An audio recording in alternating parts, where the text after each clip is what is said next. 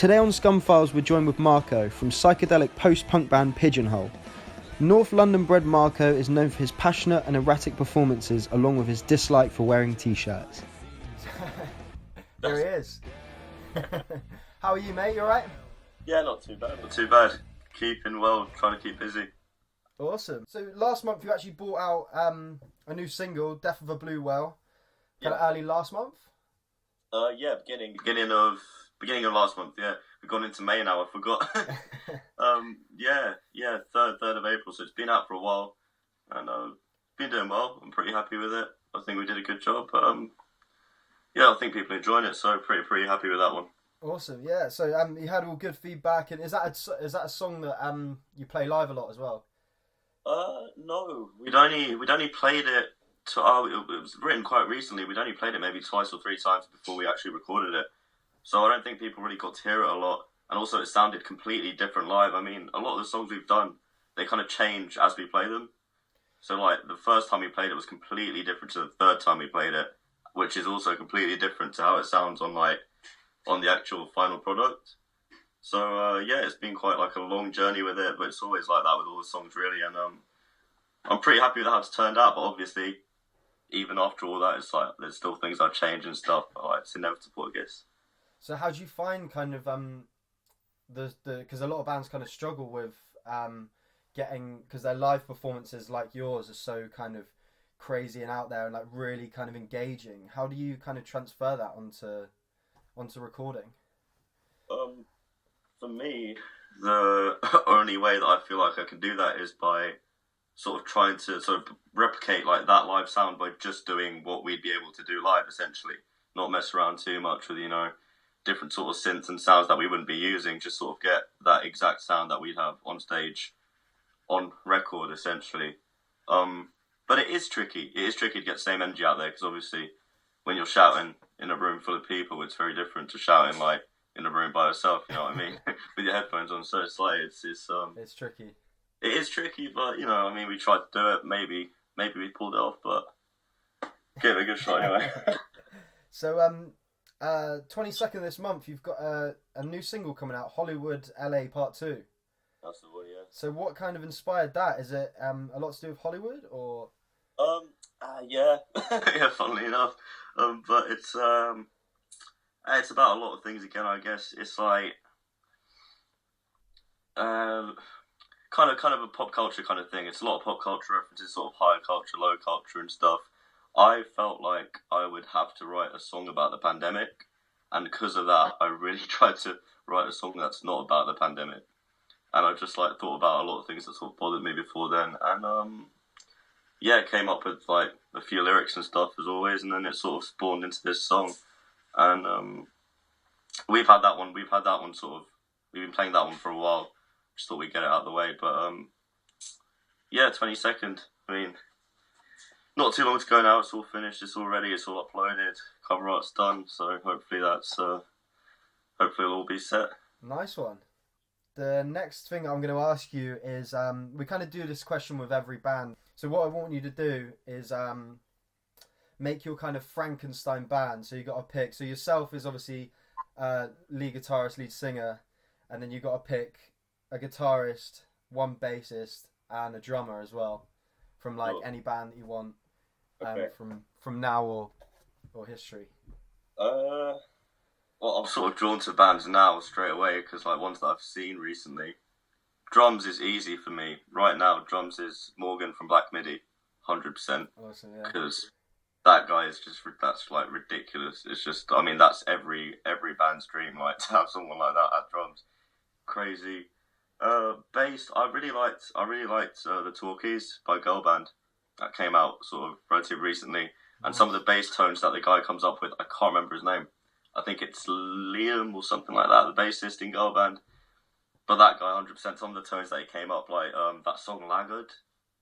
Crazy. I'd love that. And then guitarist,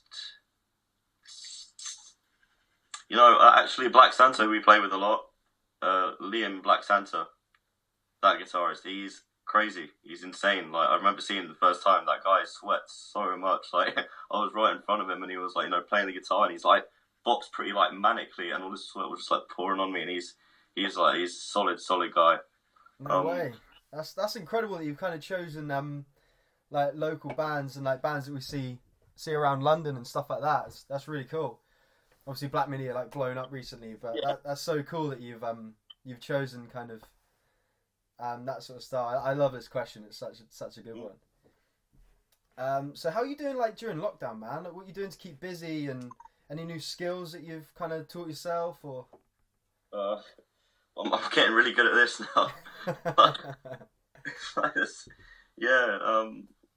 That's kind of keeping me occupied. Apart from that, I'm kind of lucky. I've got like enough of a setup at home that I can, do work from here and like do sort of music stuff and keep going and make demos and stuff. So that's basically all I've been doing, just like playing, writing, and waiting mostly. Like I miss gigging a lot. Want to get back to doing that as soon as possible, but who knows. So you do you live with any of the boys from the band, or where are you living at the moment? No, I'm back with my parents now. Oh, so, okay, cool. Yeah, which that must is be probably tricky. It's tricky, but it's also probably a good thing because I think we were all starting to get on each other's tits, like the band and stuff, and we were playing so much before this, and it's just like constantly being together. It's like it gets a bit tense eventually, like with anyone. So to get a bit of a break might be good for us. You never know. And also, home cooked meals here as well. Yeah, right. Live off like instant noodles. It's not too shabby. That sounds good. So you're keeping up with writing and stuff like that? Yeah. Who's that? Oh, come on, man. Mom! It's like, come on, man. Just one sec, man.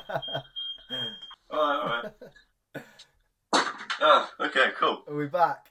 Yeah, we're in a block of flats, so it could be anyone, really. That is well. Yeah. Hopefully you're not going to see like flames start like bursting through the doors and shit.